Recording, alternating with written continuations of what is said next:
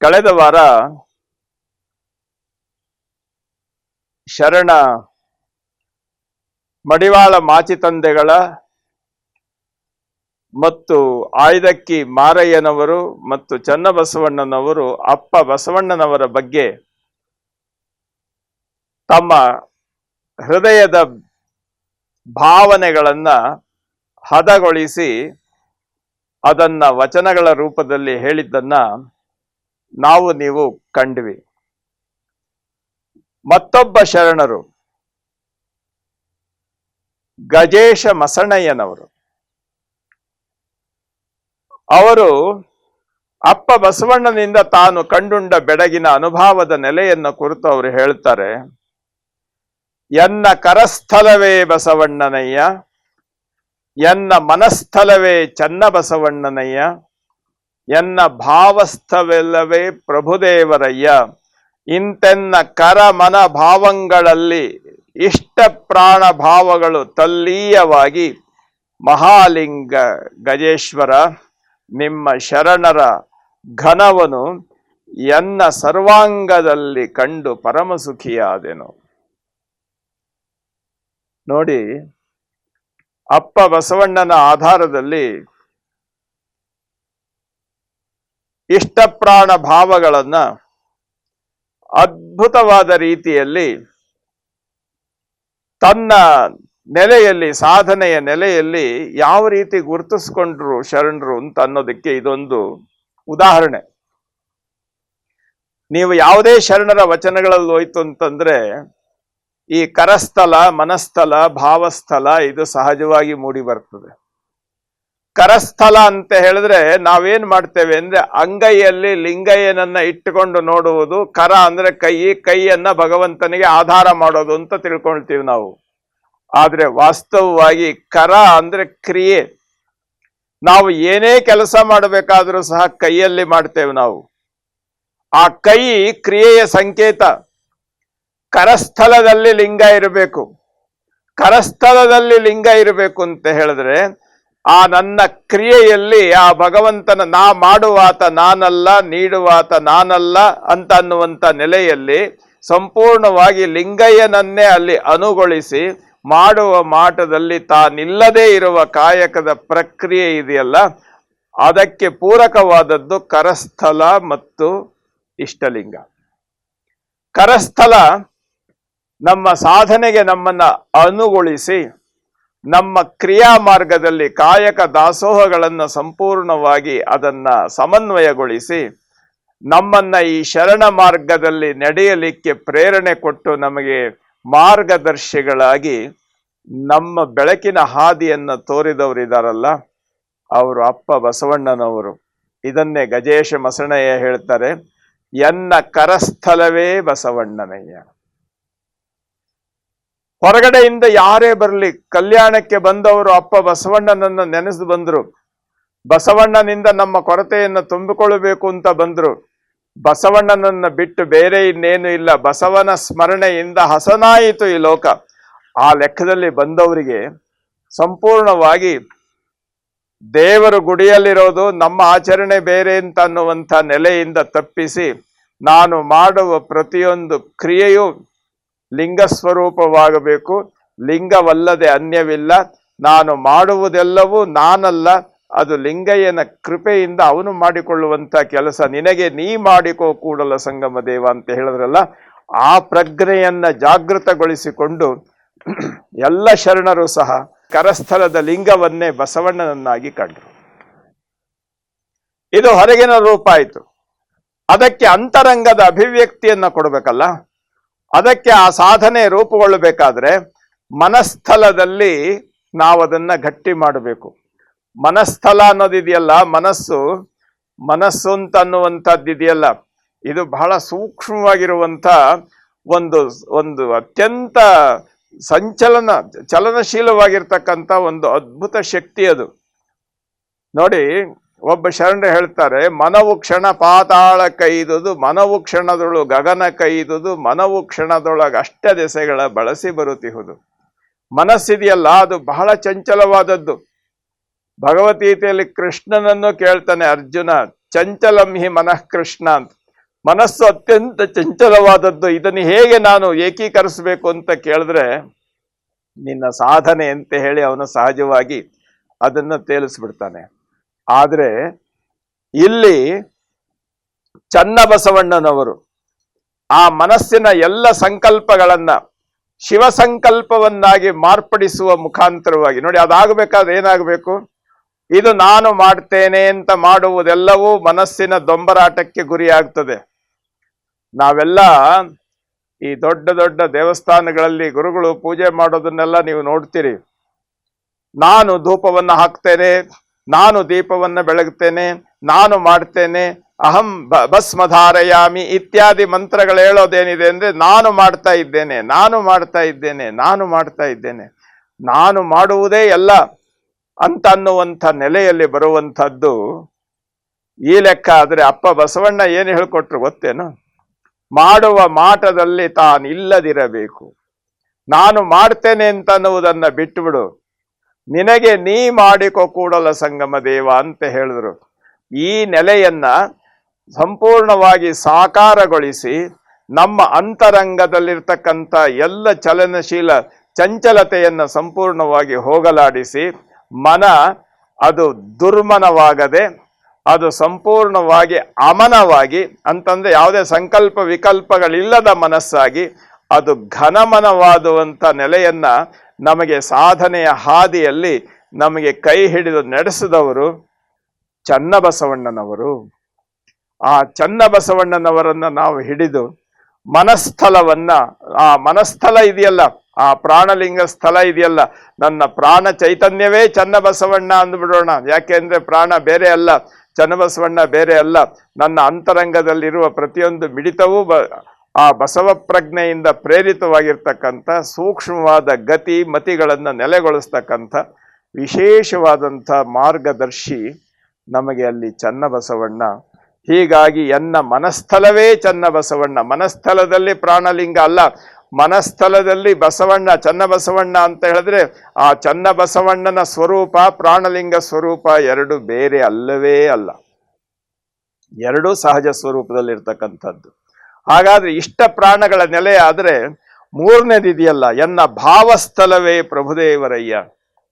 ಭಾವಸ್ಥಲ ಅಂತ ಅನ್ನೋಂಥದ್ದು ಇದೆಯಲ್ಲ, ಅದು ಅಳತೆಗೆ ಸಿಗದೇ ಇರತಕ್ಕಂಥ ಒಂದು ಅದ್ಭುತ.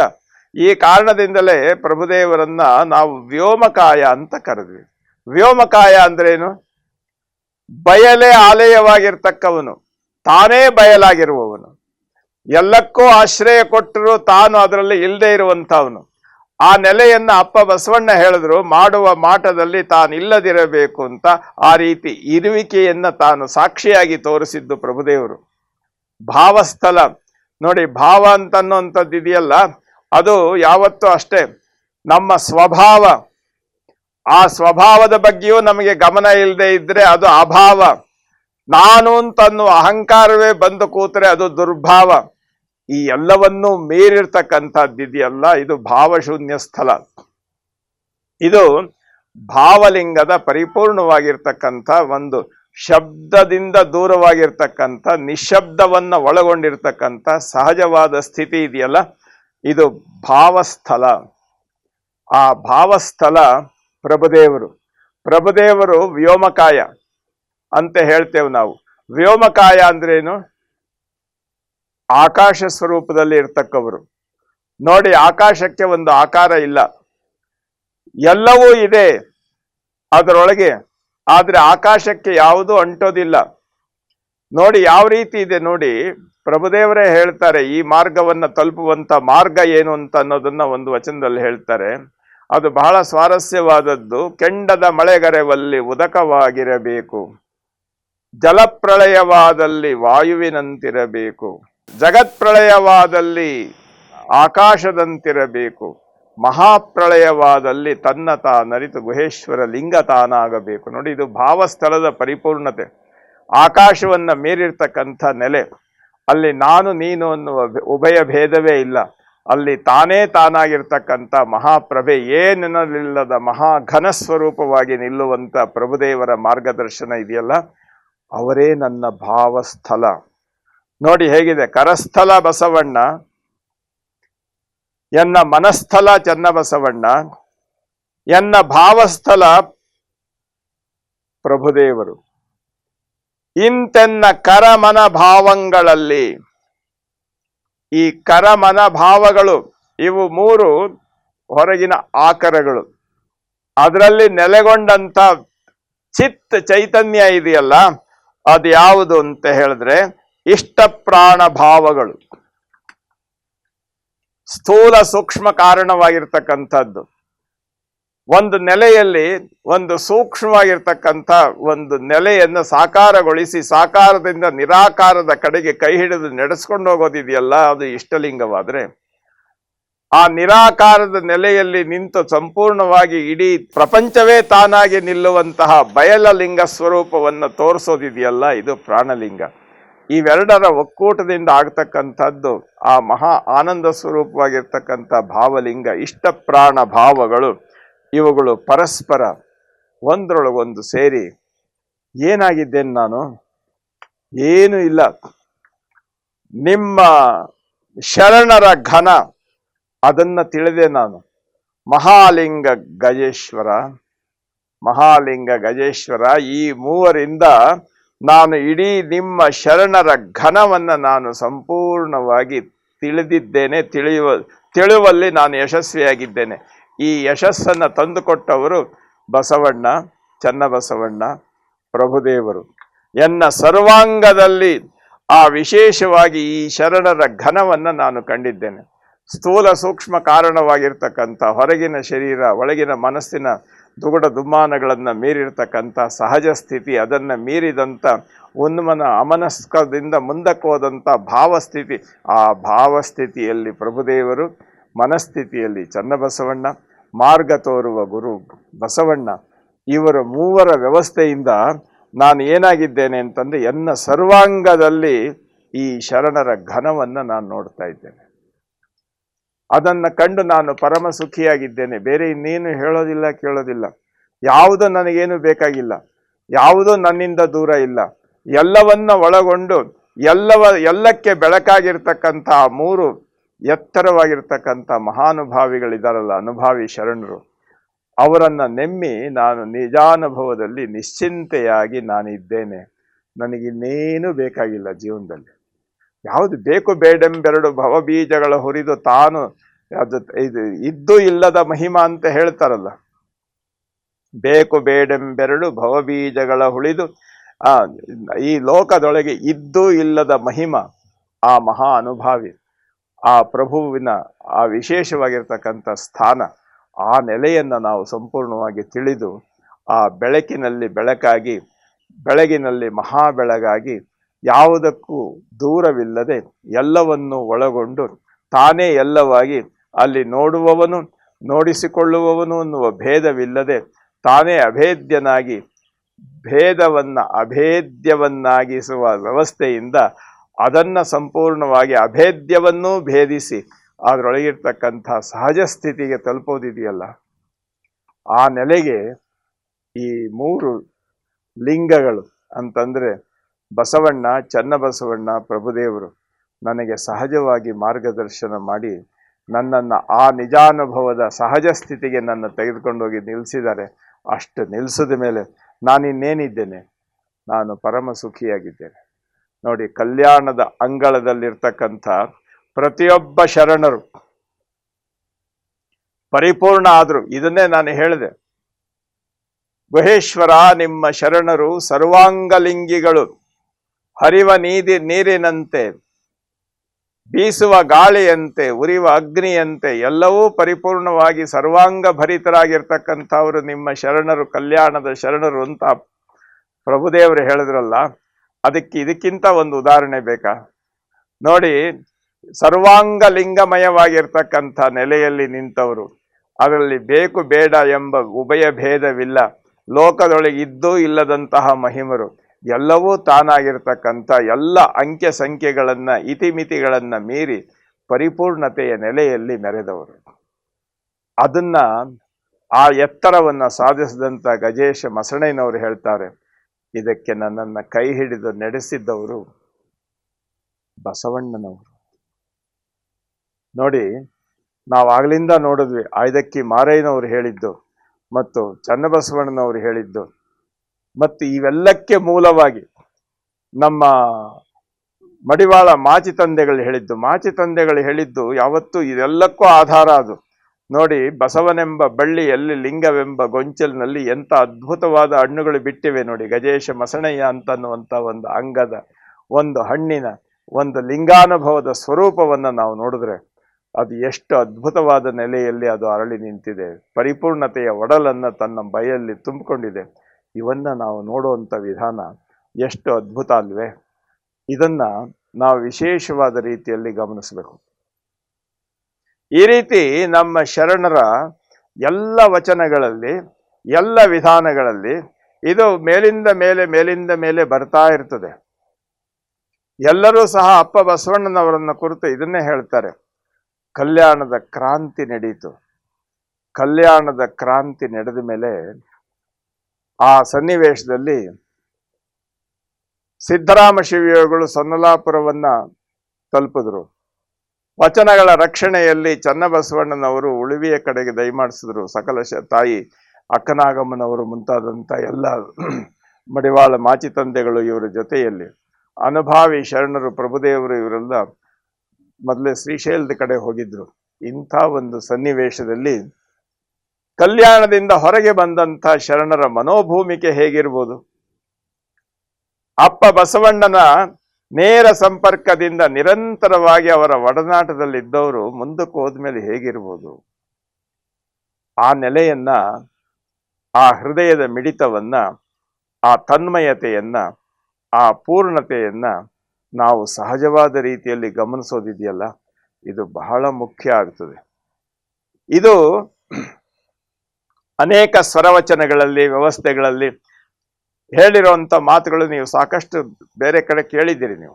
ಆದರೆ ವಿಶೇಷವಾಗಿ ಆ ಅಂತರಂಗದವನ್ನ ನೇರವಾಗಿ ತನ್ನ ಹೃದಯದ ಭಾವನೆಯನ್ನ ಅಕ್ಷರೀಕರಣಗೊಳಿಸಿಕೊಟ್ಟಂತ ಒಂದು ಅದ್ಭುತವಾದಂಥ ಒಂದು ಸ್ಥಿತಿ ಅಂತ ಹೇಳಿದ್ರೆ ಅದು ಶಿವಯೋಗಿ ಸಿದ್ದರಾಮರದು. ಶಿವಯೋಗಿ ಸಿದ್ದರಾಮೇಶ್ವರರು ತಾನು ತನ್ನ ಜೊತೆಯಲ್ಲಿದ್ದಂಥ ಎಲ್ಲ ಶರಣರುಗಳು, ಅಲ್ಲಿ ನಾವು ಸಾಧನೆ ಮಾಡಿ ಚಿಂತನೆ ಮಾಡ್ತಾ ಇದ್ದಂಥ ಅನುಭವ ಮಂಟಪದಲ್ಲಿ ಇದ್ದಂಥ ಲಿಂಗಾಂಗ ಸಂಸ್ಕೃತಿಯ ಸಂಬಂಧಪಟ್ಟಂತ ಎಲ್ಲ ವಿಚಾರಗಳು ಅವರ ಮನಸ್ಸಿನಲ್ಲಿ ಸಹಜವಾಗಿ ಉಸಿರಾಟದಂತೆ ಸೇರಿ ಹೋಗಿತ್ತು. ಇದಕ್ಕೆಲ್ಲ ಮಾರ್ಗದರ್ಶಿಯಾಗಿದ್ದಂಥ ಅಪ್ಪ ಬಸವಣ್ಣನವರು ಈ ಒಂದು ಮಿಡಿತ ಸಹಜವಾಗಿ ಅವರ ನಿಶ್ಶಬ್ದ ಶಬ್ದ ರೂಪವನ್ನು ಧರಿಸಿ ಅವರ ಹೃದಯದ ಉದ್ಗಾರ ಹೊರಗೆ ಬಂತು. ಅದನ್ನ ನಾವು ಯೋಗಿನಾಥಾಂಕಿತ ತ್ರಿಪದಿಯಲ್ಲಿ ನೋಡ್ತೇವೆ. ತ್ರಿವಿಧಿ, ಯೋಗಿನಾಥ ತ್ರಿವಿಧಿ. ಅದರಲ್ಲಿ 2-3 ಭಾಗಗಳಿವೆ. ಒಂದೇನು ಅಂತಂದ್ರೆ ಸಾಧನೆಗೆ ಸಂಬಂಧಪಟ್ಟಂತ ಮಾರ್ಗ ಒಂದು, ಆಮೇಲೆ ಕಲ್ಯಾಣದ ಅಂಗಳದಲ್ಲಿ ತನ್ನ ಜೊತೆಯಲ್ಲಿದ್ದಂಥ ಎಲ್ಲ ಶರಣರನ್ನ ಮುಖ್ಯವಾಗಿ ಅವರನ್ನ ನೆನಪಿಸಿಕೊಂಡು ಅವರ ಬಗ್ಗೆ ತನ್ನ ಭಾವನೆ ಏನು ಅಂತ ಹೇಳಿ ಕೊಡ್ತಕ್ಕಂಥ ತ್ರಿಪದಿ. ಇದೆಲ್ಲಕ್ಕೂ ಮೂಲವಾಗಿ ವಿಶೇಷವಾಗಿ ಅಪ್ಪ ಬಸವಣ್ಣನವರನ್ನ ಕುರಿತು ಹೇಳಿದಂಥ ತ್ರಿಪದಿಗಳು. ಅವು 100ರ ಸಂಖ್ಯೆಯಲ್ಲಿದೆ. ಆ ತ್ರಿಪದಿಗಳಲ್ಲಿ ಅವರ ಮನಸ್ಸಿನ ಭಾವವನ್ನ ಒಂದು 3 ತ್ರಿಪದಿಗಳಲ್ಲಿ ಹಿಡಿದುಕೊಡುವಂಥ ಕೆಲಸವನ್ನ ಇಲ್ಲಿ ನಾವು ಮಾಡ್ತಾ ಇದ್ದೇವೆ. ಈ ಜಗತ್ತಿನಲ್ಲಿ ಚನ್ನಬಸವಣ್ಣನವರನ್ನ ಬಿಟ್ಟರೆ ಶೂನ್ಯ ಪೀಠದ ಜವಾಬ್ದಾರಿಯನ್ನು ವಹಿಸಿ ಕಾಯಕದ ಶರಣರನ್ನೆಲ್ಲ ಸಂಪೂರ್ಣವಾಗಿ ಅವರು ಚೆದರಿ ಹೋದಂಥ ಶರಣರ ಸ್ವಾಭಿಮಾನ ಆತ್ಮವಿಶ್ವಾಸಕ್ಕೆ ಪೂರಕವಾದ ರೀತಿಯಲ್ಲಿ ವಾತಾವರಣವನ್ನು ಸೃಷ್ಟಿ ಮಾಡಿ ಇಡೀ ದಕ್ಷಿಣ ಭಾರತದಲ್ಲೆಲ್ಲ ಸುತ್ತಿ, ಈ ಭಾಗದಲ್ಲೆಲ್ಲ ಸುತ್ತಿ ಆ ಶರಣರನ್ನ ನೆಲೆಗೊಳಿಸಿದಂತಹ ಕಾರಣದಿಂದಲೇ ಅವರನ್ನ ಶೂನ್ಯ ಪೀಠದ 3ನೇ ಅಧಿಕಾರಿಗಳು, 3ನೇ ಯಜಮಾನರು ಅಂತ ಹೇಳುವಂತ ಒಂದು ಪ್ರಸಂಗ ಬರ್ತದೆ. ಅವರು ಕಲ್ಯಾಣದ ಕ್ರಾಂತಿಯ ನಂತರ ಎಲ್ಲ ಶರಣರು ವಚನಗಳ ರಕ್ಷಣೆಗಾಗಿ ಹೋದವರು ಈ ವ್ಯವಸ್ಥೆಗಳೆಲ್ಲ ಬಿಟ್ಟು ಕಲ್ಯಾಣದ ಅಂಗಳದಲ್ಲಿದ್ದಂಥ ಸಹಸ್ರಾರು ಕಾಯಕದ ಶರಣರಿದ್ರಲ್ಲ, ಅವರು ತಮ್ಮ ನೆಲೆಯನ್ನ ಅರಸಿಕೊಂಡು ಅಲ್ಲಿಂದ ಮುಂದಕ್ಕೆ ಹೊರಟೋದ್ರು. ಮುಂದಕ್ಕೆ ಹೋದಂಥ ಶರಣರು ಅವರು ಸಂಪೂರ್ಣವಾಗಿ ದಕ್ಷಿಣ ಭಾಗಕ್ಕೆ ಬಂದು ಕಾವೇರಿ ತೀರದಲ್ಲಿ ಗತಪ್ರಾಣರಾಗಿದ್ದಂಥ ಹರಳೆಯನವರನ್ನ ತಮ್ಮ ಜೊತೆಯಲ್ಲಿ ಅವರು ಸಂಪೂರ್ಣವಾಗಿ ಸಾಗಿಸಿಕೊಂಡು ಬಂದು ಹರಳೆಯನವರು ತಾವು ನೆಲೆ ನಿಂತ ಗ್ರಾಮವನ್ನು ಹರಳೆಯನವರ ಹೆಸರಿನಲ್ಲೇ ಕರೆಯುತ್ತಾ ಆ ಗ್ರಾಮದಲ್ಲಿ ಹರಳೆಯನವರು ಲಿಂಗೈಕ್ಯರಾದ ನಂತರ ಅಲ್ಲಿ ಅವರ ಸಮಾಧಿಯನ್ನು ಮಾಡಿ ಆ ಭಾಗವನ್ನು ಪವಿತ್ರೀಕರಿಸಿದಂಥ ವಾತಾವರಣ ಇತಿಹಾಸದಲ್ಲಿ ಕಂಡು ಬರುತ್ತದೆ. ಇವತ್ತು ಸಹ ಚಾಮರಾಜನಗರ ಜಿಲ್ಲೆ ಕೊಳ್ಳೇಗಾಲ ತಾಲ್ಲೂಕಿನ ಹರಳೆ ಗ್ರಾಮ ಅಂತ ಏನಿದೆ, ಅದು ಹರಳೆಯನವರ ಗ್ರಾಮ ಅಂತ ಪ್ರಾಚೀನದ ನೆಲೆಯಲ್ಲಿದ್ದದ್ದು. ಜನರ ಆಡು ಭಾಷೆಯಲ್ಲಿ ಹರಳೆ ಗ್ರಾಮ ಆಗಿದೆ. ಅಲ್ಲಿ ಊರಿನ ಮುಂಭಾಗದಲ್ಲಿ ಹರಳೆಯನವರ ನಿಜ ಸಮಾಧಿ ಇದೆ. ಆ ಸಮಾಧಿಗೆ ಯಾವ ರಾಜನು ಯಾವ ದೊಡ್ಡ ಶ್ರೀಮಂತನು ಕಟ್ಟಲಾಗದೆ ಇರತಕ್ಕಂಥ ಒಂದು ದೇವಾಲಯವನ್ನ ನಿಸರ್ಗ ನಿರ್ಮಾಣ ಮಾಡಿದೆ. ಅದು ಸಂಪೂರ್ಣವಾಗಿ ಆಲದ ಬಿಳಲುಗಳು ಅದನ್ನೆಲ್ಲ ಆವರಿಸಿ ಅದರ ಮಧ್ಯದಲ್ಲಿ ಹರಳೆಯನವರ ಸಮಾಧಿ ಜೀವಂತ ಇರುವಂಥ ರೀತಿಯಲ್ಲಿ ಅದರ ಮೇಲೆ ಯಾವತ್ತೂ ಬಿಸಿಲು ಬೀಳದ ಹಾಗೆ ಸಂಪೂರ್ಣವಾಗಿ ನೆರಳು ಕೊಟ್ಟು ಸಾಕಿರೋದನ್ನು ನಾವು ನೋಡ್ತೇವೆ. ಆ ಜನ ಇವತ್ತೂ ಸಹ ಆ ಸುತ್ತಲಿನ ಜನ ಅಲ್ಲಿ ಪಾದರಕ್ಷೆಯನ್ನು ಹಾಕ್ಕೊಂಡು ಹೋಗೋದಿಲ್ಲ. ಬರಿಗಾಲಿನಲ್ಲಿ ಹೋಗಿ ತಮ್ಮ ಮನಸ್ಸಿನ ದುಗುಡ ದುಮ್ಮಾನಗಳನ್ನು ಹರಳೆಯನವರ ಮುಂದೆ ಹಂಚಿಕೊಂಡು ತಾವು ಕೃತಕೃತ್ಯರಾಗಿ ಅದರ ಫಲ ಪದ ಪ್ರಯೋಜನವನ್ನು ಊಟ ಮಾಡೋದನ್ನು ಇವತ್ತೂ ನಾವು ನೋಡ್ತೇವೆ. ಆ ನೆಲೆಗೆ ಬಂದು ಮತ್ತು ಅಷ್ಟೇ ಅಲ್ಲ, ಈ ಭಾಗದಲ್ಲಿ ನೊಳಂಬ ರಾಜವಂಶದವರನ್ನ ಸಂಪೂರ್ಣವಾಗಿ ತನ್ನ ಆಧ್ಯಾತ್ಮಿಕ ನೆಲೆಯಲ್ಲಿ ಅವರ ಮೇಲೆ ಪ್ರಭಾವ ಬೀರಿ ಈ ಪ್ರಾಂತ್ಯದಲ್ಲಿರ್ತಕ್ಕಂಥ ಕಾಯಕದ ಶರಣರೆಲ್ಲರನ್ನೂ ಸಹ ಸಂಪೂರ್ಣವಾಗಿ ನೆಲೆಗೊಳಿಸಿಕೊಟ್ಟಂಥ ಒಂದು ಜವಾಬ್ದಾರಿಯ ನಿರ್ವಹಣೆ ಇದೆಯಲ್ಲ, ಅದು ಸಿದ್ದರಾಮ ಶಿವಯೋಗಿಗಳು. ಅವರು ಬಂದು ಯಾವ ಜಾಗದಲ್ಲಿ ಕೂತು ಇಂಥ ಕೆಲಸವನ್ನು ಇಂಥ ಮಾರ್ಗದರ್ಶನ ಮಾಡಿದ್ರು ಅಲ್ಲೆಲ್ಲ ಸಿದ್ದರಾಮೇಶ್ವರರ ಪೀಠಗಳನ್ನು ನಾವು ನೋಡ್ತೇವೆ. ಸಿದ್ದರಾಮೇಶ್ವರರ ಶಿಷ್ಯ ವೃಂದವನ್ನು ನಾವು ನೋಡ್ತೇವೆ.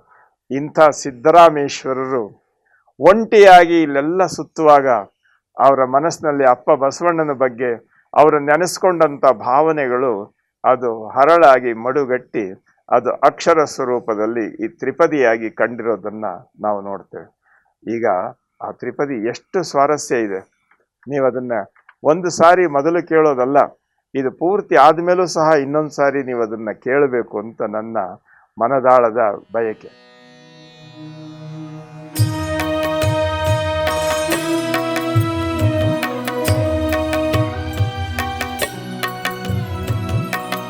ಪ್ರಥಮಂತೋ ಬಸವಣ್ಣ, ದ್ವಿತೀಯಂತೋ ಲಿಂಗವೋ, ತೃತೀಯಂತೋ ತತ್ವ ಬ್ರಹ್ಮಾಂಡವೆಲ್ಲ.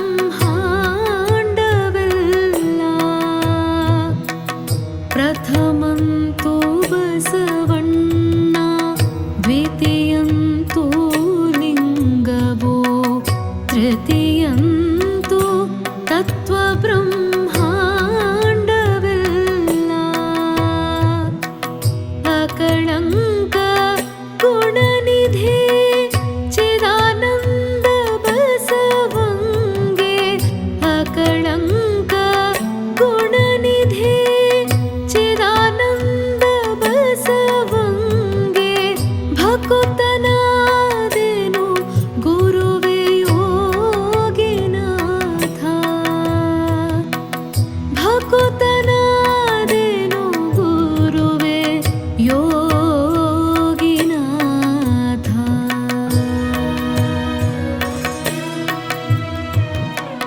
सकलके गुरु बसव, निष्कलके गुरु बसव, सकल निष्कल ಕೂಡಿದಾನಂದದ. सकलके गुरु बसव, निष्कलके गुरु बसव, सकल निष्कल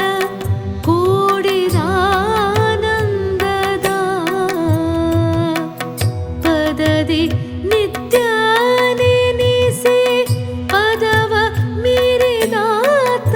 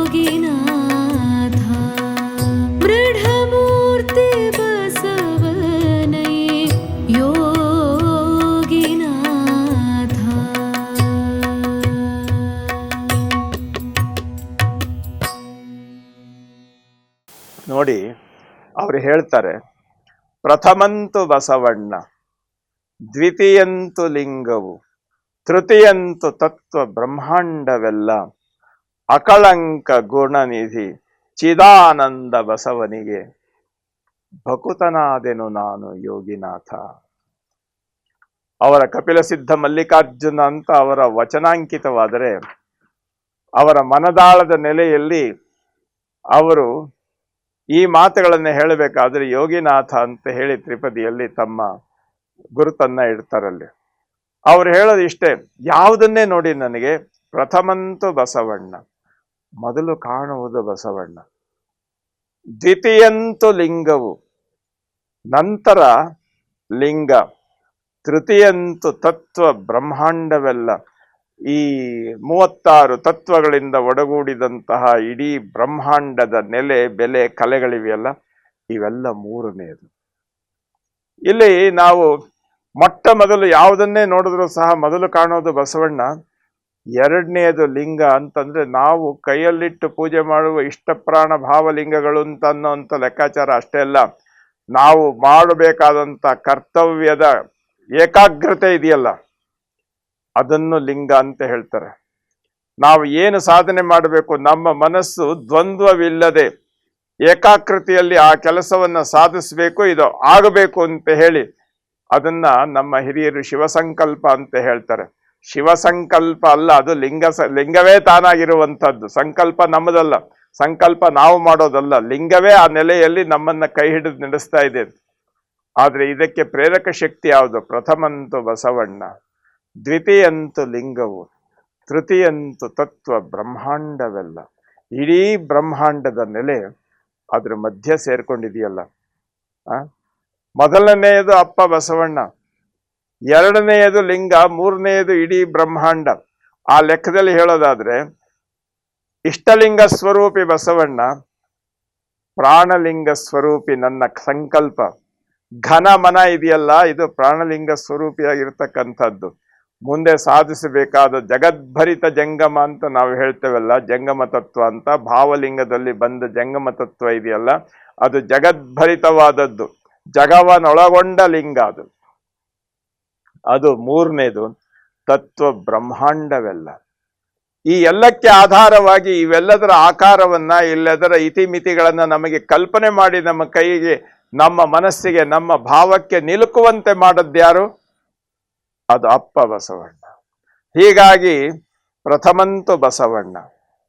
ಈ ಲೆಕ್ಕದಲ್ಲಿ ಇಟ್ಟುಕೊಂಡು ಇವೆಲ್ಲವನ್ನು ನನ್ನ ಮುಂದೆ ಆಗು ಮಾಡಿ ನನ್ನನ್ನ ಬೆಳೆಸಿದಂತಹ ಅಪ್ಪ ಬಸವಣ್ಣ, ನಿನ್ನನ್ನು ಹೇಗೆ ಮರೀಲಿ ನಾನು? ಅಕಳಂಕ ಗುಣನಿಧಿ ಚಿದಾನಂದ ಬಸವಂಗೆ ಭಕುತನಾದೆನು ನಾನು ಯೋಗಿನಾಥ. ಅಕಳಂಕ ಗುಣನಿಧಿ, ಯಾವುದೇ ನೋಡಿ, ಮಾಡುವಾತ ನಾನಲ್ಲ, ಬೇಡುವಾತ ನಾನಲ್ಲ, ನೀಡುವಾತ ನಾನಲ್ಲ, ಯಾವುದೂ ನಾನಲ್ಲ, ನೀನೇ ಎಲ್ಲ ಅಂತ ಹೇಳಿ ಲಿಂಗಪ್ರಜ್ಞೆಯನ್ನ ಬೆರೆತ ಕಾರಣದಿಂದ ಅವನು ಕಳಂಕರಹಿತವಾದವನು. ಅಕಳಂಕ ಗುಣನಿಧಿ. ಅವನಲ್ಲಿರ್ತಕ್ಕಂಥ ಪ್ರತಿಯೊಂದು ಮನದ ಮಿಡಿತಗಳೇನಿತ್ತು, ಅವನ ಸಾಧನೆ ಸಂಪನ್ನತೆಯ ಒಂದೊಂದು ನೆಲೆಗಳೇನಿತ್ತು, ಅವೆಲ್ಲವೂ ಸಹ ಸಂಪೂರ್ಣವಾಗಿ ಅಕಳಂಕವಾಗಿತ್ತು. ಅದನ್ನ ಅಪ್ಪ ಬಸವಣ್ಣ ನೋಡಿ ಎಷ್ಟು ಸರಳವಾಗಿ ಹೇಳ್ತಾರೆ ನೋಡಿ. ಮಾಡುವಂತಿರಬೇಕು, ಮಾಡದಂತಿರಬೇಕು, ಮಾಡುವ ಮಾಟದಲ್ಲಿ ತಾನು ಇಲ್ಲದಿರಬೇಕು. ನೋಡಿ, ಇದು ಕಳಂಕರಹಿತವಾಗಿರ್ತಕ್ಕಂಥ ಸ್ಥಿತಿಯನ್ನು ತಲುಪುವ 3 ಹಂತಗಳು. ಆ 3 ಹಂತಗಳನ್ನ ತಲುಪದ ಮೇಲೆ ಅಕಳಂಕ ಗುಣನಿಧಿ ಅಂತ ಒಂದು ಕಳಂಕರಹಿತವಾಗಿರ್ತಕ್ಕಂಥ, ನಿರ್ಮಲವಾಗಿರ್ತಕ್ಕಂಥ, ಸಂಪೂರ್ಣವಾಗಿ ನಿಜಾನುಭವದ ನಿರ್ಲಿಪ್ತ ಸ್ಥಿತಿಯಲ್ಲಿ ನಿಂತು ಆ ನೆಲೆಯನ್ನ ಕಂಡ ಕಾರಣದಿಂದಲೇ ಅವನು ಚಿದಾನಂದ. ನೋಡಿ, ಆನಂದ ಇದೆಯಲ್ಲ, ಆನಂದ ಸತ್, ಚಿತ್, ಆನಂದ ಅಂತ 3 ನಾವು ಗುರುತಿಸ್ತೇವೆ. ಸತ್ ಅನ್ನುವುದು ಸಾಕಾರ ರೂಪ, ಚಿತ್ ಅನ್ನುವುದು ಅದರ ಪ್ರಾಣ ಸ್ವರೂಪ, ಆನಂದ ಅನ್ನುವುದು ಅದರೊಳಗಿರ್ತಕ್ಕಂಥ ಭಾವನೆ. ಅದು ಶಬ್ದಗಳಿಗೆ ಮೀರಿದಂತಹ ನಿಶ್ಶಬ್ದದ ನೆಲೆ. ಇಲ್ಲಿ ಅವರು ಸದಾನಂದದ ನೆಲೆ. ಸಹಜವಾಗಿ ನಾನು ಇದ್ದೇನೆ, ಆದರೆ ಅಪ್ಪ ಬಸವಣ್ಣ ನನಗೆ ಚಿದಾನಂದನಾಗಿ ಕಾಣ್ತಾ ಇದ್ದಾನೆ. ಚಿದಾನಂದ, ಅಕಳಂಕ ಗುಣನಿಧಿ ಚಿದಾನಂದ ಬಸವಂಗೆ. ಆ ಸತ್ತಿನ ಸಂಪೂರ್ಣ ಸ್ವರೂಪವನ್ನ ತನ್ನೊಳಗಿಟ್ಟುಕೊಂಡು ತಾನೇ ಬೆಳಕಾಗಿ ತಾನೇ ಶಕ್ತಿಯಾಗಿ ಚಿದಾನಂದ ಸ್ವರೂಪನಾಗಿರ್ತಕ್ಕಂಥವನು. ನೋಡಿ, ಸತ್ ಚಿತ್ ಆನಂದ ಅಂತ ಅನ್ನುವಂಥದ್ದು ಇದೆಯಲ್ಲ, ಸತ್ತಿನಿಂದ ನಾವು ಚಿತ್ತನ್ನ ಗುರುತಿಸ್ತೇವೆ. ಆ ಸತ್ ಚಿತ್ತಗಳ ಸಂಬಂಧದಿಂದ ಬರ್ತಕ್ಕಂಥ ಮೂಲ ಶಕ್ತಿ ಇದೆಯಲ್ಲ, ಅದು ಆನಂದ. ಎಲ್ಲಿ ಆನಂದವಿಲ್ಲವೋ ಅಲ್ಲಿ ಸತ್ ಚಿತ್ತಗಳು ಇರಲಿಕ್ಕೆ ಸಾಧ್ಯವಿಲ್ಲ. ಇವೆಲ್ಲವೂ ಪರಸ್ಪರ ಒಂದರೊಳಗೊಂದು ಸೇರಿ ಸಂಪೂರ್ಣವಾಗಿ ಸಹಜವಾಗಿರುವಂಥ ಸಮರಸ ಸ್ಥಿತಿಯನ್ನು ತಲುಪದಂಥ ನೆಲೆ ಇದೆಯಲ್ಲ, ಅದು ಚಿದಾನಂದ ಸ್ಥಿತಿ. ಆ ಚಿದಾನಂದ ಸ್ವರೂಪಿಯಾಗಿರ್ತಕ್ಕಂಥ ಬಸವಣ್ಣನಿಗೆ ನಾನು ಭಕ್ತನಾದೆ. ಬಸವಣ್ಣನಿಗೆ ನಾನು ಭಕ್ತನಾದೆ. ಭಕ್ತ ಅಂದ್ರೇನು? ನಾನು ಮೊದಲಿಂದ ಹೇಳ್ತಾ ಇದ್ದೇನೆ, ಭಕ್ತ ಅಂತಂದ್ರೆ ಪ್ರಾರ್ಥನೆ ಮಾಡೋದು, ನಮಸ್ಕಾರ ಮಾಡೋದು, ವ್ಯವಸ್ಥೆ ಮಾಡೋದು ಅಂತ ಅಲ್ಲ. ಭಕ್ತ ಅಂದ್ರೆ ಅವನಲ್ಲಿ ಸಹಜವಾಗಿ ಬೆರೆದವನು. ನಾನು ಬಸವಣ್ಣನ ಭಕ್ತ ಅಂತ ಹೇಳಿದ್ರೆ ನನ್ನ ಕ್ರಿಯೆ ಮತ್ತು ಜ್ಞಾನ ಮತ್ತು ನನ್ನ ಅನುಭವದ ನೆಲೆಯಲ್ಲಿ ನಾನು ಸಂಪೂರ್ಣವಾಗಿ ಬಸವಣ್ಣನಲ್ಲಿ ಸೇರಿ ಹೋದವನು. ಗಾಳಿಯಲ್ಲಿ ಒಂದು ಹೂವಿನ ಸುಗಂಧ ಬೆರೆತ ಹಾಗೆ ಒಂದು ಹೂವು ಅರಳುತ್ತದೆ, ತನ್ನಲ್ಲಿರ್ತಕ್ಕಂಥ ಸುಗಂಧವನ್ನ ಹೊರಗೆ ಬಿಡ್ತದೆ, ಅದು ಗಾಳಿ ಸಂಪೂರ್ಣವಾಗಿ ತಾನು ಸ್ವೀಕಾರ ಮಾಡ್ತದೆ. ಆ ಗಾಳಿಯಲ್ಲಿ ಸೇರಿದ ಸುಗಂಧವನ್ನ ಬೇರ್ಪಡಿಸ್ಲಿಕ್ಕಾಗೋದಿಲ್ಲ, ಅದು ಸಹಜವಾಗಿ ಸಮರಸಗೊಂಡಂಥ ನೆಲೆ. ಆ ನೆಲೆಯಲ್ಲಿ ನಾನು ಅಪ್ಪ ಬಸವಣ್ಣನವರ ಭಕ್ತನಾದೆ. ಅಂದ್ರೆ ಎಂಥ ಬಸವಣ್ಣನ ಭಕ್ತನಾದೆ? ಮಂತ್ರಿ ಬಸವಣ್ಣನ ಭಕ್ತ ಅಲ್ಲ, ಹೊರಗಿನ ನಾವು ತೋರಿಸ್ತೇವಲ್ಲ, ನಮ್ಮ ಕವಿಗಳು, ನಮ್ಮ ಪಂಡಿತರು, ನಮ್ಮ ಜನ ಹೇಳ್ತಕ್ಕಂಥ ಬಸವಣ್ಣ ಅಲ್ಲ. ಇವನು ಚಿದಾನಂದ ಬಸವಂಗೆ. ನನ್ನ ಮಾತು ಮನಗಳಿಗೆ ಅತ್ತತ್ತ ಮೀರಿದ ಸಾತಿಶಯದ ನಿರುಪಾಧಿಕ ನಿರ್ಮಲ ಜ್ಯೋತಿ, ಅದು ಸಿದಾನಂದ. ಆ ನೆಲೆಯಲ್ಲಿ ನಿಂತ ಬಸವಣ್ಣನಿಗೆ ನಾನು ಭಕ್ತನಾದೆ. ಅಂದ್ರೆ ನನ್ನ ಮನಸ್ಸನ್ನು ಅದರಿಂದ ಬೆಳಕಾಗಿಸಿಕೊಂಡೆ. ಆ ಬೆಳಕಿನಲ್ಲೇ ನಾನು ಸಂಚಾರ ಮಾಡ್ತಾ ಇದ್ದೇನೆ. ಆ ಬೆಳಕು ಬಿಟ್ಟು ಬೇರೆ ಇನ್ನೇನೂ ಇಲ್ಲ. ನೋಡಿ, ಈ ಮಾತು ಎಷ್ಟು ವಿಶೇಷವಾಗಿರುವಂಥ ಅಂತರಂಗದ ಅಭಿವ್ಯಕ್ತಿಯನ್ನು ಸೂಚಿಸ್ತದೆ. ಅದಾದ್ಮೇಲೆ ನೋಡಿ, ಇದು 100 ವಚನಗಳಿವೆ, 100 ಸಂಖ್ಯೆಯಲ್ಲಿದೆ ಇದು. ಅದರಲ್ಲಿ ಒಂದು 3 ಮಾತ್ರ ಈ ಸನ್ನಿವೇಶದಲ್ಲಿ ಇದು ಸುಮ್ಮನೆ ಪರಿಚಯಕ್ಕೋಸ್ಕರ, ನಿಮ್ಮಲ್ಲಿ ಕುತೂಹಲವನ್ನು ಹುಟ್ಟಿಸ್ಲಿಕ್ಕೋಸ್ಕರ 3 ಮಾತ್ರ ಇಟ್ಕೊಂಡಿದೆ. ಈ 3ರಲ್ಲಿ 2ನೇದಿದೆ. ನಾವು 1, 2, 3 ಅಂತ ಹೇಳಿ ಅವರ ರಚನೆಯಂತೆ ಅದನ್ನು ತೆಗೆದುಕೊಂಡಿಲ್ಲ. ಮಧ್ಯದಲ್ಲಿ ಸರಳವಾಗಿ ನಮ್ಮ ಮನಸ್ಸಿಗೆ ತಲುಪುವಂಥ ವಚನಗಳನ್ನ 3 ಆಯ್ದುಕೊಂಡಿದ್ದು. ಅದರಲ್ಲಿ 2ನೇದಿದೆ ನೋಡಿ, ಇದನ್ನು ಕೇಳಿದ್ರಿ ನೀವು, ಎಷ್ಟು ಸ್ವಾರಸ್ಯ ಇದೆ ನೋಡಿ. ಸಕಲಕ್ಕೆ ಗುರು ಬಸವ, ನಿಷ್ಕಲಕ್ಕೆ ಗುರು ಬಸವ. ಸಕಲ ನಿಷ್ಕಲ ಕೂಡಿದ ಆನಂದದ ಪದದಿ ನಿತ್ಯ ನೆನೆಸಿ ಆ ಪದವನ್ನು ಮೀರಿದಾತ ಸದಮಲ ಗುರು ಬಸವ ಯೋಗಿನಾಥ. ಸಕಲಕ್ಕೆ ಗುರು ಬಸವ. ಸಕಲ ಅಂದ್ರೆ ಎಲ್ಲ ಅಂತ ಅಷ್ಟೇ ನಾವು ಅರ್ಥ ಮಾಡ್ಕೊಳ್ಳೋದಲ್ಲ. ಸಕಲ ಅಂದ್ರೆ ಸಾಕಾರ ಸ್ವರೂಪದಲ್ಲಿ ಕಣ್ಣಿಗೆ ಕಾಣುವುದೆಲ್ಲವೂ ಸಕಲ. ಅಕ್ಷರ ಕಣ್ಣಕ್ಕೆ ಕಾಣುತ್ತೆ, ಹೂವು ಕಣ್ಣಕ್ಕೆ ಕಾಣುತ್ತೆ, ಭೂಮಿ ಕಣ್ಣಕ್ಕೆ ಕಾಣುತ್ತೆ, ಇವೆಲ್ಲವೂ ಸಕಲ ಸ್ವರೂಪ. ಆದರೆ ಅದರೊಳಗೆ ಕಾಣದೇ ಇರತಕ್ಕಂಥ ಮೂಲ ಸ್ವರೂಪ ಇದೆಯಲ್ಲ, ರಸದೊಳಗಣ ರುಚಿ ಇದೆಯಲ್ಲ, ಹೂವಿನೊಳಗಣ ಸುಗಂಧ ಇದೆಯಲ್ಲ, ಇದು ಕಾಣಿಸ್ಕೊಳ್ಳದೆ ಇರುವಂಥದ್ದು, ಅದು ನಿಷ್ಕಲ. ಈ ಸಕಲಕ್ಕೆ ಗುರು ಬಸವ. ಈ ಪ್ರಪಂಚದ ಎಲ್ಲ ಮೂಲೆಯಲ್ಲಿ ಯಾವುದು ಏನು ಕಣ್ಣಿಗೆ ಬಂದರೂ ಸಹ ಅದು ಬಸವ ಪ್ರಜ್ಞೆಯಿಂದ ನೋಡಿದ್ರೆ ಅದು ಬಸವಣ್ಣನ ಒಂದು ಸಹಜವಾಗಿರುವಂಥ ಒಂದು ಸಹಜವಾದ ಮಿಡಿತದ ತರಂಗಗಳ ರೂಪದಲ್ಲಿ ನಮಗೆ ಕಾಣುತ್ತೆ. ಸಕಲಕ್ಕೆ ಗುರು ಬಸವ, ಇದು ಹೊರಗಿಂದಾಯ್ತು. ನಿಷ್ಕಲಕ್ಕೆ ಗುರು ಬಸವ, ಅದ್ರೊಳಗಿರ್ತಕ್ಕಂಥ ಕೈಯಲ್ಲಿರ್ತಕ್ಕಂಥ ಹೂವು ಬಸವಣ್ಣನ ತೋರಿಸ್ತದೆ, ಅದು ಸಕಲ. ಅದ್ರೊಳಗಿರ್ತಕ್ಕಂಥ ಸುಗಂಧ ಬಸವಣ್ಣನ ಅಂತರಂಗವನ್ನು ತೋರಿಸ್ತದೆ, ಅದು ನಿಷ್ಕಲ. ಸಕಲಕ್ಕೆ ಗುರು ಬಸವ, ನಿಷ್ಕಲಕ್ಕೆ ಗುರು ಬಸವ. ಸಕಲ ನಿಷ್ಕಲ ಎರಡೂ ಕೂಡಿದಾಗ ಅದು ಏನಾಗ್ತದೆ ಅಂತಂದ್ರೆ ಅದು ಆನಂದ ಸ್ವರೂಪವಾಗ್ತದೆ. ಹೊರ ಒಳ ವ್ಯವಸ್ಥೆಗಳು, ಇದು ಹೊರಗೆ ಇದು ಒಳಗೆ, ಆದರೆ ಅದನ್ನ ಮೀರಿರ್ತಕ್ಕಂಥದ್ದು ಇವೆರಡನ್ನ ಆಧರಿಸಿ ಪರಿಪೂರ್ಣತೆಯನ್ನು ಹೊಂದಿ ಸಹಜ ಭಾವದಲ್ಲಿ ಇರ್ತಕ್ಕಂಥದ್ದು ಆನಂದ.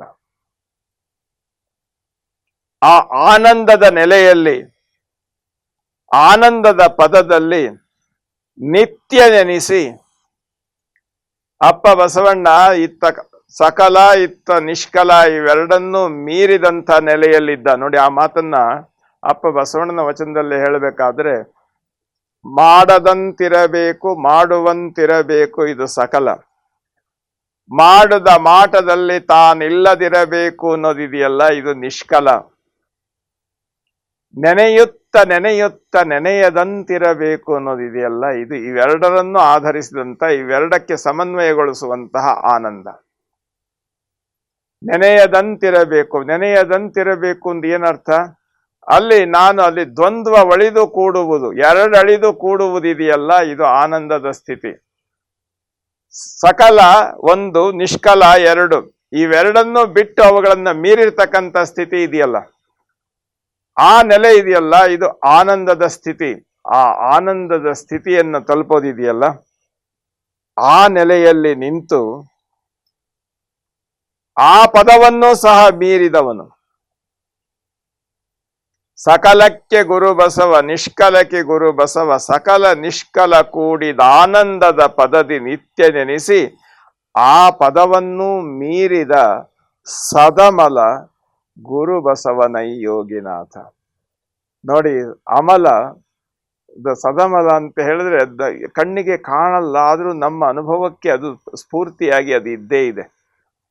ಯಾವುದೋ ಒಂದು ವಿಶೇಷವಾಗಿರುವಂಥ ನಮ್ಮ ಮನಸ್ಸನ್ನು ತಲುಪಿದಂಥ ಒಂದು ನೆಲೆ ಇದೆಯಲ್ಲ, ಅದು ಆಕಾರ ನಿರಾಕಾರಗಳಿಂದ ದೂರವಾಗಿದ್ರೂ ಸಹ, ಸಕಲ ನಿಷ್ಕಲಗಳಿಂದ ದೂರವಾಗಿದ್ರೂ ಸಹ, ನಮ್ಮ ಆನಂದದ ಅಭಿವ್ಯಕ್ತಿಯ ನೆಲೆಯಲ್ಲಿ ಸಹಜವಾಗಿ ನಮಗೆ ಮಾರ್ಗದರ್ಶನ ಮಾಡುವಂಥದ್ದು, ಯಾವುದೇ ಅಂಟು ನೆಂಟುಗಳಿಗೆ ಅಂಟದೇ ಇರತಕ್ಕಂಥ ಮತ್ತು ಆ ಅಮನಸ್ಕ ಯೋಗದ ನೆಲೆಯಲ್ಲಿರ್ತಕ್ಕಂಥದ್ದಿದೆಯಲ್ಲ ಇದು ಸದಮಲ ಸ್ಥಿತಿ. ಆ ಸದಮಲ ಸ್ಥಿತಿಯನ್ನ ನಾವು ಸಂಪೂರ್ಣವಾಗಿ ತಿಳ್ಕೊಳ್ಬೇಕಾದ್ರೆ, ಹೌದು, ಪದವಿ ನಿತ್ಯ ನೆನೆಸಿ, ಆನಂದದ ಪದವಿ ನಿತ್ಯ ನೆನೆಸಿ ಆ ಪದವನ್ನು ಮೀರಿದಾತ ಸದಮಲ ಗುರು ಬಸವನೈ ಯೋಗಿನಾಥ. ಅವನು ನಮ್ಮ ನೆನಪಿಗೆ ಸಿಕ್ಕೋದಿಲ್ಲ, ನೆನಪನ್ನು ಮೀರಿರ್ತಕ್ಕಂಥವನು, ನಮ್ಮ ಆನಂದ ಸ್ವರೂಪ, ನಮ್ಮ ಸಹಜ ಸ್ಥಿತಿಯಲ್ಲಿ ನಮಗೆ ಎತ್ತ ನೋಡಿದ್ರು ಅತ್ತ ಬಸವಣ್ಣನೇ ಕಾಣ್ತಾನೆ, ಎಲ್ಲಿ ನೋಡಿದ್ರು ಅಲ್ಲಿ ಬಸವಣ್ಣ, ಎಲ್ಲಿ ಮುಟ್ಟಿದಡಲ್ಲಿ ಬಸವಣ್ಣ, ಎಲ್ಲಿ ಮನಸ್ಸು ಮಿಡಿದ್ರೆ ಅಲ್ಲಿ ಬಸವಣ್ಣ. ಬಸವಣ್ಣನ ಬಿಟ್ಟು ಬೇರೆ ಇನ್ನೇನು ಇಲ್ಲ ಅಂತನ್ನುವಂಥ ಸ್ಥಿತಿಯಲ್ಲಿ ಬಸವನೇ ತಾನಾಗಿ ನಿಂತಂತ ಆ ಸಿದ್ಧರಾಮ ಶಿವಗಳ ಹೃದಯದ ಮಿಡಿತ ಇದೆಯಲ್ಲ, ಇದಕ್ಕೆ ಶಬ್ದ ರೂಪದಲ್ಲಿ ಆಕಾರ ಕೊಡೋದು ಎಷ್ಟು ಕಷ್ಟ ಗೊತ್ತಾ? ನಾವು ಏನು ಹೇಳ್ತೇವೆ ಅದರ ಆಚೆ ಅದನ್ನ ಮೀರಿ ನಿಂತಂತ ಆ ಒಂದು ಸದಮಲ ಸ್ಥಿತಿ ಇದೆಯಲ್ಲ ನೋಡಿ, 4 ಸಾಲಿನಲ್ಲಿ ಎಷ್ಟು ಅದ್ಭುತವಾದ ರೀತಿಯಲ್ಲಿ ಅಪ್ಪ ಬಸವಣ್ಣನ ಅಂತರಂಗದ ಮಿಡಿತದ ನೆಲೆಯನ್ನ, ಆ ಸಾಧನೆಯನ್ನ, ತಾನು ಕಂಡುಂಡ ಪರಿಯನ್ನ, ಆ ಬೆಳಗಿನ ಬೆಡಗನ್ನ ಯಾವ ರೀತಿ ಅವರು ಎಷ್ಟು ವಿಶೇಷವಾಗಿ ಹೇಳಿದ್ರು ಅಂತ ಅನ್ನೋದನ್ನ ಸ್ವಲ್ಪ ನಾವು ಯೋಚನೆ ಮಾಡ್ತಾ ಇದ್ರೆ, ನಾವು ಈ ಮಾತುಗಳನ್ನು ಮರೆತು ನಾವು ಸಂಪೂರ್ಣವಾಗಿ ಶಬ್ದದೊಳಗಣ ನಿಶ್ಶಬ್ದದಂತೆ ಒಳಗೆ ಸೇರಬೇಕಾಗ್ತದೆ. ಆ ನಿಶ್ಶಬ್ದ ಸ್ವರೂಪದಲ್ಲಿ ಎಲ್ಲಿ ಮಾತು ಮತ್ತು ಮನಸ್ಸು ಇವು ನಮ್ಮನ್ನ ಸಂಪೂರ್ಣವಾಗಿ ದ್ವಂದ್ವದ ಹಿಡಿತದಲ್ಲಿ ಹಿಡಿದಿಡ್ತದೆ, ಅಲ್ಲಿಂದ ಮುಂದಕ್ಕೆ ಹೋದಾಗ ಆ ಮೌನ ಸ್ಥಿತಿಯ ಅರ್ಥ ನಮ್ಮ ಧ್ಯಾನ ಸ್ಥಿತಿಯಲ್ಲಿ ಸಹಜತೆಯಲ್ಲಿ ತಿಳಿಯುತ್ತೆ. ಅದನ್ನು ಹೇಳೋಕ್ಕಾಗೋಲ್ಲ, ಆದರೆ ಅನುಭವಕ್ಕೆ ಮಾತ್ರ ಖಂಡಿತ ಬರ್ತದೆ. ಆ ನೆಲೆಯನ್ನು ತಲುಪಿದ್ರು ಸಿದ್ಧರಾಮ ಶಿವಗಳು ಅಪ್ಪ ಬಸವಣ್ಣನ ಬಗ್ಗೆ. ಇಷ್ಟೆಲ್ಲ ಮಾಡಿದ ಮೇಲೆ ನಾನೇನು ಮಾಡ್ತಾ ಇದ್ದೇನೆ, ನಾನೇನಿದ್ದೇನೆ, ನಾನೇನು ಇಲ್ಲ ಅಂತ ಅನ್ನುವಂಥದ್ದನ್ನು ಸಹ ಸಹಜವಾಗಿ ಹೇಳ್ತಾರೆ. ನೋಡಿ, ಈ 3ನೇ ತ್ರಿಪದಿ ನೋಡಿ, ಇದು ಅಪ್ಪ ಬಸವಣ್ಣನನ್ನ ಕುರಿತು ನಾವು ಅದೇ ರೀತಿಯಲ್ಲಿ ಬರಬೇಕಲ್ಲ. ಆ ತ್ರಿಪದಿಯ ನೆಲೆ ಬಂದಾಗ ಅವ್ರು ಹೇಳ್ತಾರೆ, ನಡೆಯು ನೀನೇ ಬಸವ, ನುಡಿಯು ನೀನೇ ಬಸವ, ನಡೆನುಡಿಗೆ ಕರ್ತನು ನೀನೇ ಬಸವ, ಎಡೆ ಬಿಡುವಿಲ್ಲದೆ ಸರ್ವಾಂಗದೊಳು ಭರಿತ ಮೃಡಮೂರ್ತಿ ಬಸವನೈ ಯೋಗಿನಾಥ. ನಾನು ಏನ್ ನಡೀತೇನೆ, ನಾನು ಅನ್ನೋದಿಲ್ಲ, ಅಲ್ಲಿ ತೆಗೆದ್ರೆ ಅದು ನೀನೇ ನಡೀತಾ ಇದ್ದೀಯ. ನಾನು ಏನು ಇವರಿಗೆಲ್ಲ ಹೇಳ್ತಾ ಇದ್ದೇನೆ, ನಾನು ಏನು ಹೇಳ್ತಾ ಇಲ್ಲ, ನಾನು ಅನ್ನೋದನ್ನ ತೆಗೆದ್ರೆ ನನ್ನ ನುಡಿಯೂ ನೀನೆ, ನನ್ನ ನಡೆಯೂ ನೀನೆ. ನಾನಿಲ್ಲದೆ ಮಾಡುವ ಮಾಟದಲ್ಲಿ ತಾನಿಲ್ಲದಿರಬೇಕು ಅನ್ನುವ ನೆಲೆಯನ್ನು ತಲುಪಿದಂಥ ಸಿದ್ದರಾಮ ಶಿವಯೋಗಿಗಳು ಇಲ್ಲಿ ಹೇಳ್ತಾವ್ರೆ, ನನ್ನ ನಡೆ ಬಸವಣ್ಣ, ನನ್ನ ನುಡಿ ಬಸವಣ್ಣ, ಎನ್ನ ನಡೆಯೂ ನೀನೆ, ಎನ್ನ ನುಡಿಯೂ ನೀನೆ, ಎನ್ನ ನಡೆ ನುಡಿಗೆ ಕರ್ತನೂ ನೀನೆ. ನಾನು ಎನ್ನ ನಡೆ ನುಡಿಗೆ ಕರ್ತ. ಎಂತ ವಿಶೇಷವಾಗಿರುವಂಥದ್ದನ್ನು ನಾವು ಗಮನಿಸ್ಬೇಕಿಲ್ಲಿ. ನಡೆಗೆ ನಾನು ಅನ್ನೋ ಲೆಕ್ಕ ಇರ್ತದೆ, ನುಡಿ ನನ್ನಿಂದ ಅನ್ನೋಂಥ ಲೆಕ್ಕ ಇರ್ತದೆ. ಇವೆರಡೂ ನನ್ನದಲ್ಲ, ಇವೆರಡೂ ಸಂಪೂರ್ಣವಾಗಿ ಅಪ್ಪ ಬಸವಣ್ಣನಿಗೆ ಸಲ್ಪಿದ್ದು. ಎನ್ನ ನಡೆಯೂ ನೀನೆ, ಎನ್ನ ನುಡಿಯೂ ನೀನೆ. ಎಷ್ಟು ಸ್ವಾರಸ್ಯ ಇದೆ. ನಡೆಯೂ ನೀನೇ ಬಸವ, ನುಡಿಯೂ ನೀನೇ ಬಸವ, ನಡೆ ನುಡಿಗೆ ಕರ್ತನೂ ನೀನೆ ಬಸವ. ಈ ಎಡೆ ಬಿಡುವಿಲ್ಲದೆ, ನಾನು ನೀನೆಂಬ ಉಭಯ ಭೇದವಿಲ್ಲದೆ, ನಾನು ಬೇರೆ ನೀನು ಬೇರೆ ಅಂತ ಅನ್ನುವಂಥ ನೆಲೆ ಇಲ್ಲದೆ, ಸಹಜವಾದ ರೀತಿಯಲ್ಲಿ ಸರ್ವಾಂಗದೊಳು ಭರಿತ ಈ ಶರೀರದಲ್ಲಿರ್ತಕ್ಕಂಥ ಒಂದೊಂದು ಕಣಗಳ ಪ್ರಾಣಶಕ್ತಿಯ ಸ್ವರೂಪ ಇದೆಯಲ್ಲ, ಅದು ಬೇರೆ ಇನ್ನೇನು ಇಲ್ಲ, ಅದು ಅಪ್ಪ ಬಸವಣ್ಣ. ಎಡೆಬಿಡುವಿಲ್ಲದೆ ಸರ್ವಾಂಗದೊಳು ಭರಿತ ಮೃಡಮೂರ್ತಿ ಬಸವನೈ ಯೋಗಿನಾಥ. ಈ ಭಗವಂತ ಇಡೀ ಶರೀರದ ಎಲ್ಲದರೊಳಗೂ ಸೇರ್ಕೊಂಡಿದ್ದಾನೆ ಅಂತ ನಾವು ಹೇಳ್ತೇವೆ. ಎಲ್ಲದರಲ್ಲೂ ಅಪ್ಪ ಒಂದು ಸಕಲ ಜೀವದಲ್ಲಿ ಕಣಗಳಲ್ಲಿಯೂ ಸಹ ಭಗವತ್ ಶಕ್ತಿ ಇದೆ ಅಂತ ನಾವು ಹೇಳ್ತೇವೆ. ಆ ಭಗವಂತನನ್ನ ನಾವು ನಿರ್ಮಲ, ನಿರಾಕಾರ, ಅಪ್ರತಿಮ ಅಂತ ನಾವೆಲ್ಲ ಹೇಳ್ತೇವೆ. ಅಗಮ್ಯ, ಅಗೋಚರ, ಅಪ್ರತಿಮ ಇತ್ಯಾದಿಗಳಲ್ಲಿ ನಾವೆಲ್ಲ ಹೇಳ್ತೇವೆ. ಆದ್ರೆ ಅವೆಲ್ಲದರ ಮೂಲ ಇದೆಯಲ್ಲ, ಆ ಮೂಲದಲ್ಲಿರ್ತಕ್ಕಂಥ ಮೃಡಮೂರ್ತಿ ಅಂತ ನಾವು ಯಾರನ್ನು ಗುರುತಿಸ್ತೇವೆ, ಆ ಮೃಡಮೂರ್ತಿಯೇ ಬಸವಣ್ಣ. ಬಸವಣ್ಣನನ್ನು ಬಿಟ್ಟು ಮೂರನೇದು ಇನ್ನೊಂದೇನಿಲ್ಲ. ಅಪ್ಪ ಬಸವಣ್ಣನ ನೆಲೆಯನ್ನ ಸಹಜವಾದ ರೀತಿಯಲ್ಲಿ ಅರ್ಥ ಮಾಡಿಕೊಂಡಾಗ ನಾವು ಕಾಣುವುದೆಲ್ಲವೂ ಬಸವಮಯ, ಕೇಳುವುದೆಲ್ಲವೂ ಬಸವಮಯ, ನಮ್ಮ ನಡೆನುಡಿ ಎಲ್ಲವೂ ಬಸವಮಯ. ಅಲ್ಲಿ ನಾನು ಅನ್ನುವುದು ಏನೂ ಇಲ್ಲ, ನಾನು ಇಲ್ಲ ನೀನೇ ಎಲ್ಲ ಅಂತನ್ನುವಂಥ ಸಹಜ ಪ್ರಜ್ಞೆ ಇದೆಯಲ್ಲ, ಈ ಪ್ರಜ್ಞೆಯ ನೆಲೆಯಲ್ಲಿ ಅಪ್ಪ ಬಸವಣ್ಣನವರನ್ನು ನೆನೆಸ್ತಾ ಇದ್ದಾರೆ. ನೋಡಿ, ಕಲ್ಯಾಣದಲ್ಲಿ ಕುಂತು ವಚನಗಳಲ್ಲಿ ಬಸವಣ್ಣನವರ ಬಗ್ಗೆ ಬರೆಯುವಂಥ ವಿಚಾರ ಅದು 4 ಜನಕ್ಕೆ ಹೇಳುವಂಥ ಮಾತು. ಆದ್ರೆ ಈ ಯೋಗಿನಾಥಾಂಕಿತ ತ್ರಿಪದಿಯಲ್ಲಿ ಕುಂತು ಹೇಳುವ ವಿಚಾರ ಇದೆಯಲ್ಲ, ಇದು ಬೇರೆಯವರಿಗೆ ಹೇಳುವ ಮಾತಲ್ಲ. ಇದು ತನ್ನ ಹೃದಯದ ಬಡಿತವನ್ನ ತಾನೇ ಕೇಳಿದಂತೆ, ತನ್ನ ಹೃದಯದ ಬಡಿತವನ್ನ ತಾನೇ ರೂಪಿಸಿಕೊಂಡಂತೆ, ತನ್ನ ಹೃದಯದ ಬಡಿತವನ್ನ ತಾನೇ ಕೇಳಿ ಯಾರ ಹತ್ರ ಹೇಳ್ಕೊಳ್ಬೇಕು? ಅದನ್ನ ಏನೂ ಇಲ್ಲದ ಸ್ಥಿತಿ ಇದೆಯಲ್ಲ, ಇಂಥ ಅದ್ಭುತವಾದ ಸ್ಥಿತಿಯ ನೆಲೆಯನ್ನ ನಾವು ಅರ್ಥ ಮಾಡ್ಕೊಳ್ಬೇಕು. ಇಲ್ಲಿ ಯೋಗಿನಾಥಾಂಕಿತ ತ್ರಿಪದಿ ನಾನು ಮೊದಲೇ ಹೇಳಿದ ಹಾಗೆ ಸಂಪೂರ್ಣವಾಗಿ ತನ್ನ ಹೃದಯದ ಮಿಡಿತವನ್ನ ನೋಡಿ. ನಾವೆಲ್ಲೋ ಹೋಗಿ ಬರ್ತೀವಿ, ಯಾವುದೋ ಒಂದು ನಮ್ಮ ಮನಸ್ಸಿನ ಮೇಲೆ ಅಳಿಯಲ ಒಂದು ಪ್ರಭಾವ ಬೀರುತ್ತೆ, ಅದು ಯಾವತ್ತೂ ಅಚ್ಚಳಿಯದೇ ಇರ್ತದೆ. ಅಂತ ಪ್ರಭಾವದ ನೆಲೆಯನ್ನ ನಾವು ಮತ್ತೆ ಮತ್ತೆ ಮತ್ತೆ ಮತ್ತೆ ನೆನೆಸ್ಕೊಳ್ತಾ ಇರ್ತೇವೆ. ಕಲ್ಯಾಣದ ಅಂಗಳದಲ್ಲಿ ಬಸವಣ್ಣನವರನ್ನ ಕಂಡು ಅನುಭವ ಮಂಟಪದಲ್ಲಿ ಸಂಪೂರ್ಣವಾಗಿ ಅವರನ್ನು ಅರ್ಥೈಸಿಕೊಂಡು ಆ ಮಾರ್ಗದಲ್ಲಿ ನಡೆಯುವಲ್ಲಿ ಪರಿಪೂರ್ಣವಾಗಿ ಎಲ್ಲರಿಗೆ ಮಾರ್ಗದರ್ಶಕರಾಗಿ ಆ ಒಂದು ಕಾಯಕದ ಶರಣರನ್ನು ಸಂಪೂರ್ಣವಾಗಿ ನಿಜಾನುಭವದಲ್ಲಿ ನಿಶ್ಚಿಂತೆಯಿಂದ ಬೆಳಗಲಿಕ್ಕೆ ಬೇಕಾದಂಥ ಅವಕಾಶವನ್ನು ಕಲ್ಪಿಸುವುದಕ್ಕಾಗಿ ನಿರಂತರ ಬಸವ ಪ್ರಜ್ಞೆಯ ಜಾಗೃತಿಯಿಂದಲೇ ಲೋಕ ಸಂಚಾರ ಮಾಡಿದಂತಹ ಸಿದ್ದರಾಮ ಶಿವಯೋಗಿಗಳು ತಮ್ಮ ಹೃದಯದ ನೆನಪುಗಳನ್ನು 100 ಯೋಗಿನಾಥಾಂಕಿತ ತ್ರಿಪದಿಗಳಲ್ಲಿ ಬಿಚ್ಚಿಟ್ಟಿದ್ದಾರೆ. ಅದರ ಒಂದು ಭಾವ, ಅದರ ಒಂದು ಸ್ವರೂಪ ಎಲ್ಲರಿಗೆ ಒಂದು ಸೂಕ್ಷ್ಮವಾಗಿ ಅದರ ಬಗ್ಗೆ ಹೇಳೋದಕ್ಕೋಸ್ಕರ ಒಂದು 3 ಯೋಗಿನಾಥಾಂಕಿತ ತ್ರಿಪದಿಗಳನ್ನು ನಿಮ್ಮ ಮುಂದೆ ಇಲ್ಲಿ ಪ್ರಸ್ತುತಗೊಳಿಸಿದೆ. ಇದಿಷ್ಟೇ ಅಲ್ಲ, ಇನ್ನೂ ಅಂತರಂಗವಾಗಿ ಸಾಧನೆಯ ನೆಲೆಯಲ್ಲಿ ಹೇಗೆ ಅವರು ನನ್ನನ್ನು ಬೆಳಕಿನ ಹಾದಿಯಲ್ಲಿ ತೆಗೆದುಕೊಂಡು ಹೋದರು ಅಂತನ್ನುವಂಥ ಪ್ರತಿಯೊಂದು ಕಣಗಳ ವಿವರ ಆ ಒಂದು ವಿಶೇಷವಾಗಿರುವಂಥ ನೆಲೆಯಲ್ಲಿದೆ. ಅದು ನಮ್ಮ ಬದುಕಿಗೆ ಬೆಳಕಾಗಬೇಕು, ನಮ್ಮ ಕಣ್ಣಿಗೆ ಪ್ರಾಣಶಕ್ತಿಯನ್ನು ಕೊಟ್ಟು ನೋಡುವ ಶಕ್ತಿಯನ್ನು ಕೊಡುವಂಥದ್ದು. ಆ ನೋಡುವ ಕಣ್ಣುಗಳಿಂದ ನಾವು ಒಳಗೆ ತೆಗೆದುಕೊಳ್ಳಬೇಕಾಗಿದ್ದಂಥ ಒಂದು ಚಿಚ್ಚಕ್ತಿಯೂ ಸಹ ಅದೇನೆ. ಅದರೊಳಗೆ ನಾವು ಆನಂದಿಸುವಂಥ ಒಂದು ವಿಶೇಷವಾಗಿರುವಂಥ ಎರಡಳಿದು ಕೂಡುವ ನೆಲೆ ಇದೆಯಲ್ಲ, ಅದು ಸಹ ಅದೇನೆ. ಈ ನೆಲೆಯಲ್ಲಿ ನಾವು ಪರಿಪೂರ್ಣತೆಯ ನೆಲೆಯನ್ನು ತಲುಪಲಿಕ್ಕೆ ನಮ್ಮ ಅಂತರಂಗದ ಮಿಡಿತವನ್ನಾಗಿ ಈ ಯೋಗಿನಾಥಾಂಕಿತ ತ್ರಿಪದಿಯನ್ನು ನಾವು ಜೋಡಿಸ್ಕೊಂಡ್ರೆ ನಾವು ಸಹ ಆ ನಾದದ ತರಂಗದಲ್ಲಿ ಆ ನಮ್ಮ ದ್ವಂದ್ವ ಒಳಿದು ಸಹಜವಾಗಿಯೇ ಬಸವ ಪ್ರಜ್ಞೆಯ ಆ ಒಂದು ಚಿನ್ನಾದದ ನೆಲೆಯಲ್ಲಿ ಪರಿಪೂರ್ಣತೆಯನ್ನು ಹೊಂದಬಹುದು ಅಂತ ಅನ್ನುವಂಥದ್ದು ನನ್ನ ಅನಿಸಿಕೆ. ಆ ನೆಲೆಯಲ್ಲಿ ಇದನ್ನು ಸಹ ಈ ದಿವಸ ವಚನ ನೆಲೆಯಲ್ಲಿ ಇದನ್ನು ಪ್ರಸ್ತುತಗೊಳಿಸಿದ್ದೇನೆ. ಇದು ನಾನು ಹೇಳಿದ್ದೆಲ್ಲವೂ ಸರಿ ಅಂತಲ್ಲ, ಯಾಕೆಂದರೆ ಆ ನಿಶಬ್ದಕ್ಕೆ ಧ್ವನಿ ಕೊಡೋದಕ್ಕಾಗೋದಿಲ್ಲ. ಆ ಕೊಡುವಂಥ ನೆಲೆಯಲ್ಲಿ ನಾನು ಎಷ್ಟು ಇದನ್ನು ತಲುಪಲಿಕ್ಕೆ ಆಗಲಿಲ್ಲ ಅಂತ ಅನಿಸುತ್ತೆ ಅಷ್ಟು ಅದರ ಎತ್ತರ ದೊಡ್ಡದು ಅಂತ ನಾವು ತಿಳ್ಕೊಂಡು ವ್ಯವಸ್ಥೆ ಮಾಡಬೇಕು. ತಾವೆಲ್ಲ ಇದನ್ನು ನಿಶ್ಚಿಂತೆಯಾಗಿ ನಿರ್ಭಾವದಿಂದ ನಿಮ್ಮ ಮನಸ್ಸಿನಲ್ಲಿ ಇದನ್ನು ಇಟ್ಟುಕೊಂಡು ಇದನ್ನು ಈ 3 ತ್ರಿಪದಿಗಳನ್ನು ಮತ್ತೊಮ್ಮೆ ಕೇಳಿ. ಶರಣು ಶರಣಾರ್ಥಿ.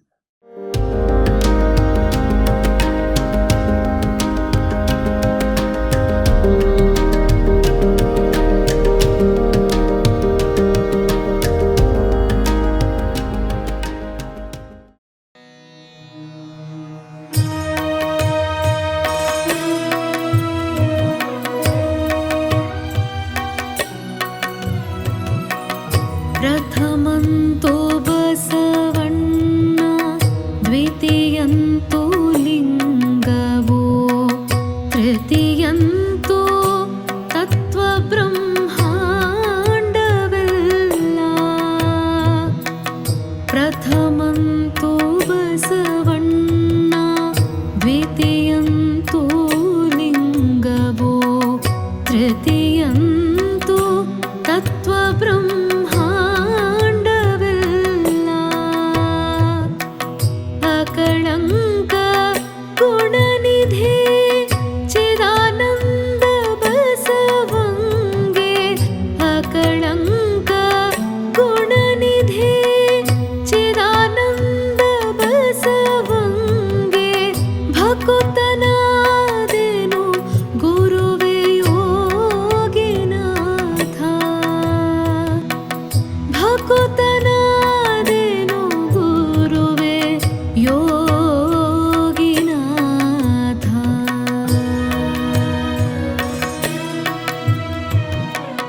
सकलके गुरु बसव निष्कलके गुरु बसव सकल निष्कल ಕೂಡಿದಾನಂದದ. सकलके गुरु बसव निष्कलके गुरु बसव सकल निष्कल